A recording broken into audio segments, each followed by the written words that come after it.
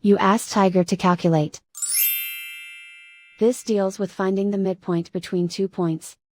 The midpoint between the 2 points is -36.5, -22.5.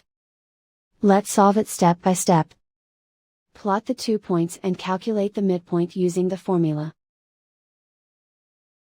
The coordinates of point 1 are, x1 equals -26, y1 equals -74. The coordinates of point 2 are, x2 equals -47, y2 equals 29. PM represents the midpoint of the 2 points.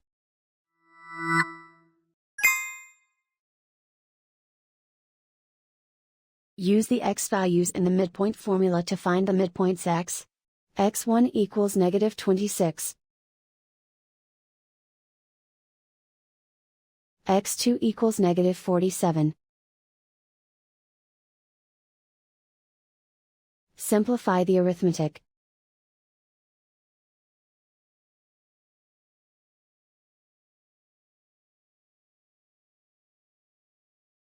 Use the y values in the midpoint formula to find the midpoints y. y1 equals -74. y2 equals 29. Simplify the arithmetic.